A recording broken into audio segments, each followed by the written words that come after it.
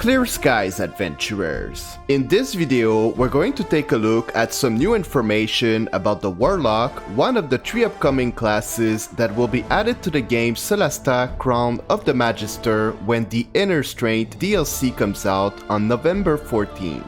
If at any point you enjoyed this video, please leave a like and consider subscribing for more content like this. It really helps out the channel.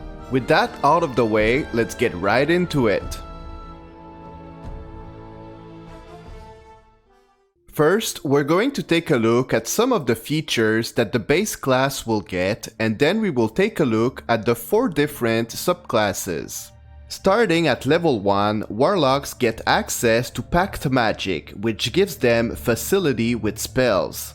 The way their magic works is different from other spellcasters. They know fewer spells and they only get 1 spell slot at level 1, 2 at level 2, and 3 at level 11. However, they regain all of their spell slots on a short rest and their spells are automatically upcasted to the highest level they can cast.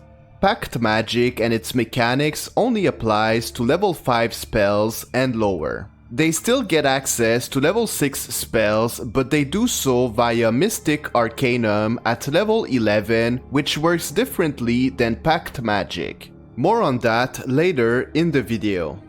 For the level 2, Warlocks get their first 2 Eldritch Invocations. Those are like special feats available only to them. Some of these Eldritch Invocations can grant additional spells and some of them can greatly improve the cantrip Eldritch Blast. There is a total of 22 Eldritch Invocations available in Solasta, and Warlocks can pick an additional one at level 5, 7, 9, and 12. On top of that, they can also swap one of them each time they level up. At level 3, Warlocks get their Pact Boon, which gives them the choice between Pact of the Blade, Pact of the Chain, or Pact of the Tome. With Pact of the Blade, weapons wielded by the Warlock count as magical for the purpose of overcoming resistance and immunity.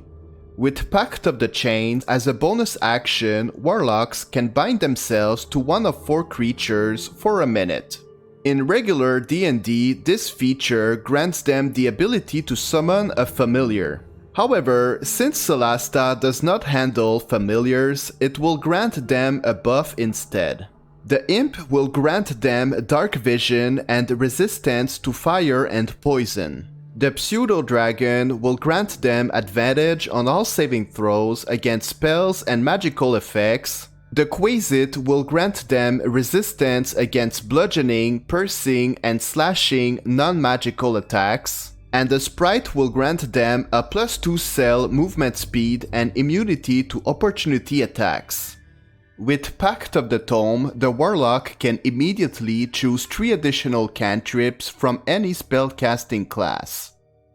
As mentioned previously, at level 11, Warlocks unlock Mystic Arcanum, since Pact Magic only applies to level 5 spells and lower.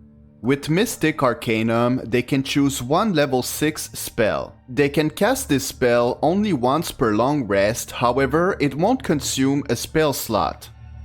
Now let's take a look at the subclasses, starting with the Fiend. Fiend Warlocks are individuals who've made a pact with a powerful demon or devil. For the level 1, they have the feature Dark One's Blessing, which makes them gain temporary hit points every time they kill a hostile creature. At level 6, they can call upon the Dark One's own luck, granting them an additional D10 to all of their ability checks and saving throws for 1 minute. And for the level 10, the feature Fiendish Resilience allows them to choose 1 damage type that they'll gain resistance against. The damage type can be swapped at the end of a short rest and magical weapons can bypass it. Now let's take a look at the Hive. These Warlocks have made a pact with the Hive, a mysterious entity which scholars have theorized to be in control of the Redeemers all over Solasta. Starting at level 1, whenever they hit their enemies with a spell, those enemies will get affected by weakening pheromones, which gives them disadvantage on their next saving throw. For the level 6, they get Magic Counter, which allows them to cast an improved version of Counter Spell once per short rest. This counter spell does not require a spell slot to cast. And at level 10, they get Reactive Carapace, which makes them instantly gain temporary hit points until the start of their next turn after they take damage from a spell or magic effect. Next up, we are going to take a look at the Timekeeper. These Warlocks have made a pact with an unknown entity from beyond space and time. At level 1, they get Curse of Time. With this feature, whenever you damage an opponent with a spell, they become afflicted with the Curse of Time. Enemies under the Curse of Time take half your proficiency bonus force damage at the start of their next turn for the next minute.